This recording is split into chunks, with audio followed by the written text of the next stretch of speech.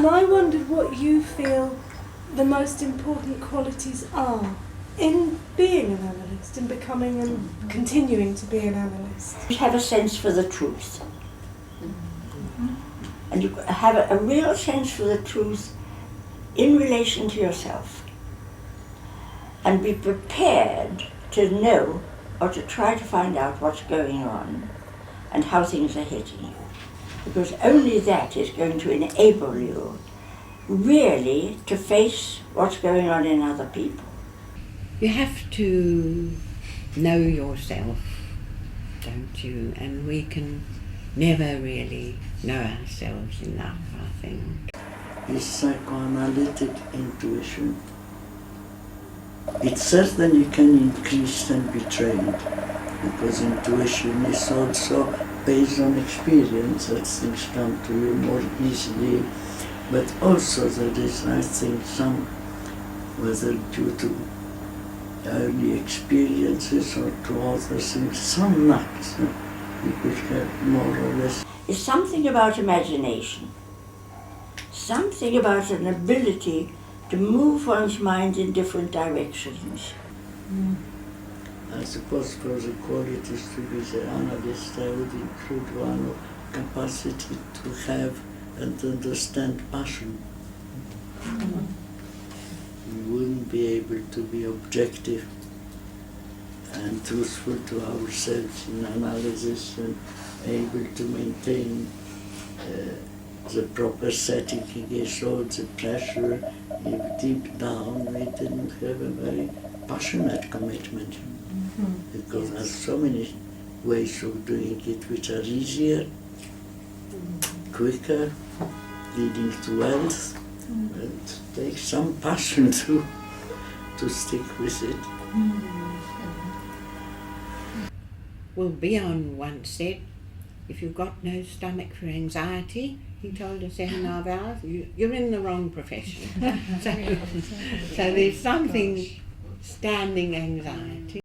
Analytic work where you can't see, you can't touch, you can't prove, and you're constantly working with the uncertainty of and the difficulty of, in fact, still having doubts yourself, allowing yourself to have doubts. More listening and less interpretation until it really feels that the patient is nearly there themselves. Right. And then I wait a little longer in case they're going to say it themselves explicitly, but if they don't, then they're just nearly there then. Because then they can hear it, and if it's too soon, nobody can hear it. A certain confidence, a confidence both in oneself, but also confidence in analysis. You need a lot of courage, because so often I'm doing so many supervision now, the analyst almost knows what goes on, but it would upset the patient or this or that. So that's a very important quality. What I'm interested in is not just the words, but why the patient is talking in that way to me at that time, and whether that won't be indicative of the way we can help him most, you see. And I think that is what has been developed rather well here. And always when one does seminars or lectures abroad, you can see how important the awareness is that for abroad, that we've got something about this, about following stuff in detail and recognizing the importance of the relationship between analyst and patient.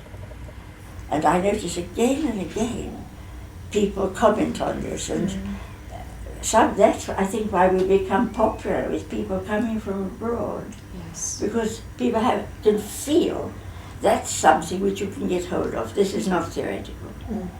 That you can feel and smell and hear, if you like. And it's very important.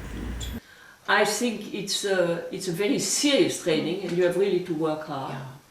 But it is broad, it is thorough, and the whole climate at the Institute of Psychoanalysis is a dedicated. It's a group of dedicated people. Yeah, of course, it's not perfect, and there is still quite some tension. But life doesn't go without tension, so Working on it. yeah. And I think there is much more honesty now in a way that people also can know much more from each other. I think there is more possibility to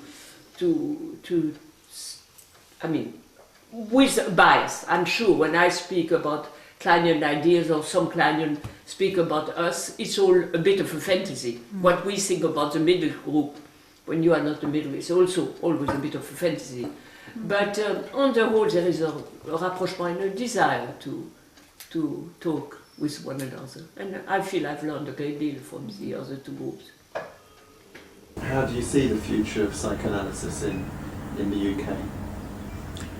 Speak of the world in the UK. The world? No, I mean it's not only in the UK, future of analysis in the world.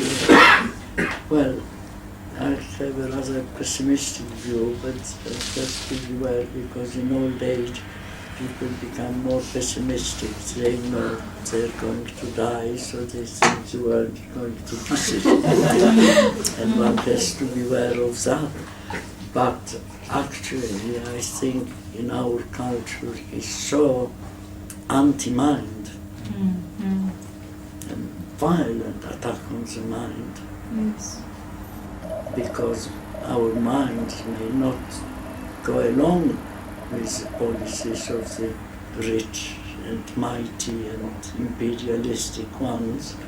So there's everywhere an attack on the mind, everything to be changed into figures, numbers, and the whole, I think, analytical ethos is very much in danger. And the demand on us is, if we want to be included in the psychiatric world, we have to prove, and we have to use the sort of methods that are used in science in general, which don't happen to be applicable. We can't do that. We haven't got the microscope. We've got an analytic session. Yes.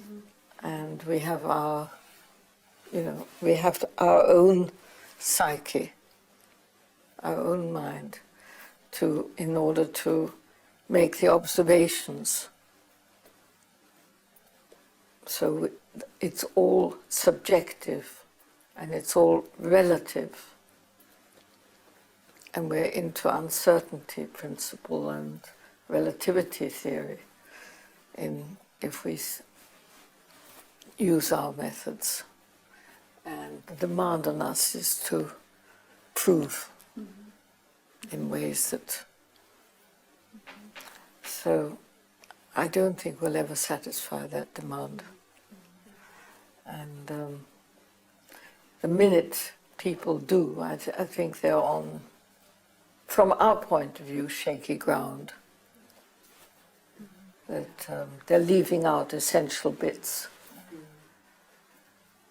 So much anti-analysis now that one does have to deal both with that and the difficulties with patients. And it is, I think, a bit of a fighting moment for psychoanalysis, really. But, the pendulum swings, and now it's all quick fix, CBT, give us a manual. Yes. And that's just the way you can't do psychotherapeutic work that will have a long-term effect. There is something so fundamentally right about analysis. Whatever it goes this way or that way, that you can't destroy it. It's kind of indestructible.